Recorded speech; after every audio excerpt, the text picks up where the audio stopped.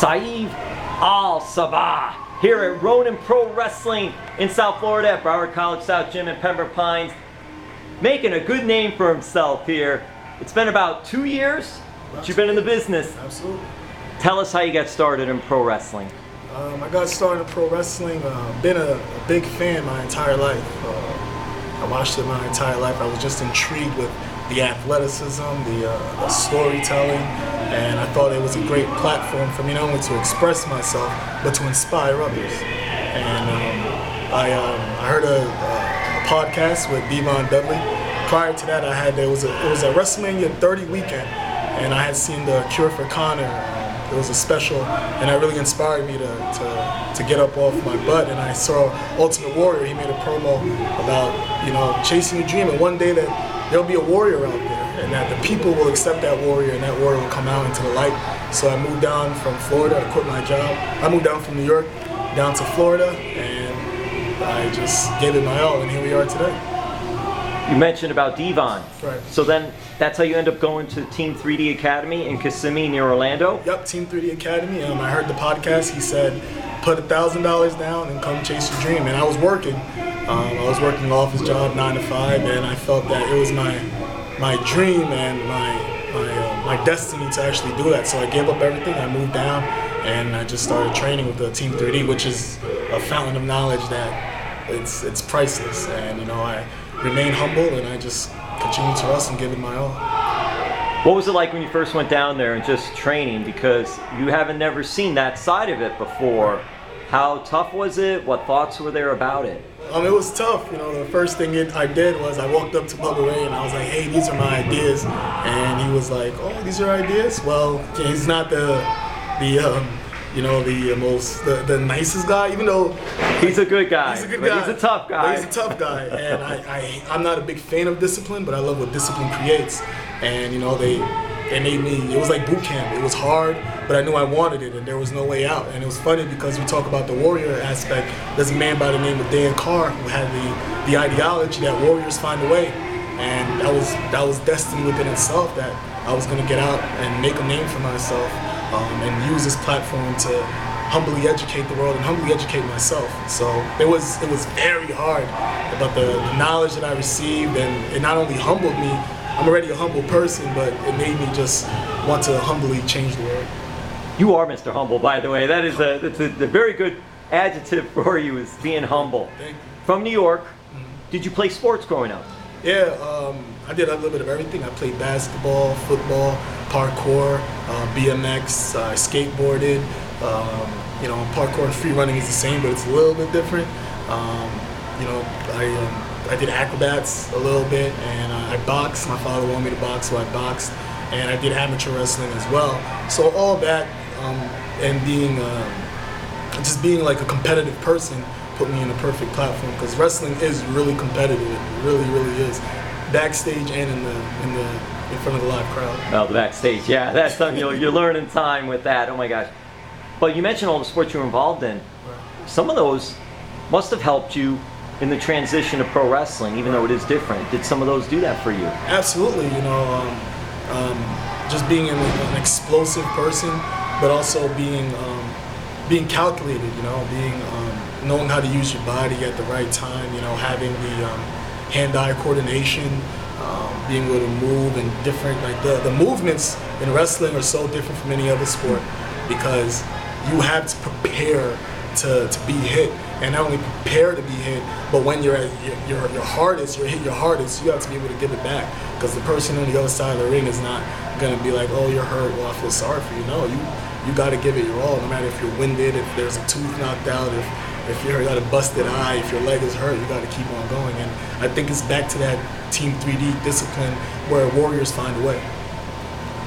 Are you still training as well? And you've been competing all over the place, but are you still training? Yeah, I still train. I try to move around, and I try to stay as busy as possible. I try to wrestle at least 3 times a week. There's no better training, I feel like, than being in front of a live crowd. So that's that's the main training that I do, but I also go different places and I try to tangle with as many people and try to absorb as much wisdom as I can, not only from myself but from my opponent, other teachers, and so I definitely keep training because you can never stop learning in this business and in life. How important is it for you, not only inside the ring, but also just social media and branding yourself, getting yourself out there? It's important. The most important thing is people having a connection, and that's why I love professional wrestling, because it's a platform. Now, where I grew up, it wasn't popular for me or anyone to be a professional wrestler. You know, people look at you as like, "Oh, you really want to do that to your body?" I saw a documentary once, and there was a movie clip, and it said, "What goes through the mind of someone that wants to be a professional wrestler?" And you know, there's that thin line between genius and insanity, and I think I found that perfect border to create my brand and platform, because my brand is to be yourself. You know, I'm the child of the 8th day. Some people call me child of the X day, and that X is the mathematical equation for unlimited potential. So creating that brand is I'm trying to tell others to be yourself, no matter what anyone else tells you. Be yourself, because that's the most important thing in the world that you can't be, not to let anyone change you. And my brand, hopefully, maybe I'm not as, maybe I may not be the one, but just like the warrior, maybe I can inspire another warrior to find their path and find a way. He is the insane genius. That's what I think. Maybe that's what I'm gonna try, you know. Hopefully, there's more of the genius side. Well, the insane's not bad too, though. Right, for this, hey, come on. You have to give it your all. There's no excuses for life. You only get one life to live, and I just want to live it to the fullest. I want to live a life that's worth living.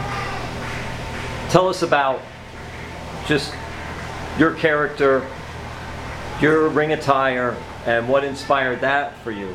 I'm not a character. I'm not a gimmick. I'm just me, and this is how I dress as a human being. Like, if you ever see me, this is how you're gonna see me in and out of the ring.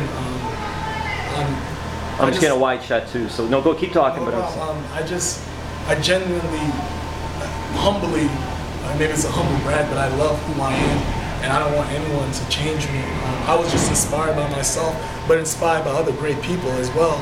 You know, where I grew up from is like nothing against any other wrestlers, but I don't speak in wrestlers' terms, or I don't do wrestling handshakes. I grew up in a certain place that people looked at and was like, wrestling's weird. But if you see me with my Mason Martin Margells, which is $1,000, I'm speaking to a demographic that no one is talking to, that people probably insult, but I'm here for them, and I believe that they're here for me. I want to truly change the world, and I want to have that ability to inspire others to just chase their dream. You don't have to be a wrestler, but if you're a Power Ranger fan and you're 6 years old, one day someone's going to tell you, look, man, Power Rangers is corny. But if you chase that dream, you can become a director. You can create the attire. You can be a writer. You can legitimately become a Power Ranger. Those people are working, they're building jobs. And that's what I wanted to do. I wanted to just be myself. You know, every time I get into a locker room, there's someone telling me, don't do this, don't do that. But I'm not here to recycle the trash. I'm here to evolve the game genuinely. But evolving myself at the same time. I'm finding myself every single day. I'm finding out who I am by sticking to my truth. And if your truth offends someone else, then that's a personal issue for them. But make no mistakes about it. You respect the business. Absolutely. And you respect your competitors, your co-workers, referees, everybody like that. I respect every single person. It's not easy chasing your dream no matter what it is. And I learned, you know, I'm different, but at the same time I'm the same. When you're in a locker room full of people that truly you've been searching for your entire life, you know, I've had people that loved wrestling, but then there was a certain age where it's just like, oh, I'm not into it. And I just wanted to be around people that not only talked about their dreams, but were living their dreams. So there's not a person that I don't respect, you know. Like, I watch like documentaries of Andre the Giant, and truthfully it got me emotional that some people see the luxuries of chasing your dreams, but don't see the burden of chasing your dreams. And truthfully, I love the burdens as much as the luxury, because hopefully I can give back, you know what I mean? But I love everybody and respect everybody. Social media for you? Social media is a tool to change the world. My social media is Saieve Al Sabah on Facebook. Sorry. That's okay. SAIEVE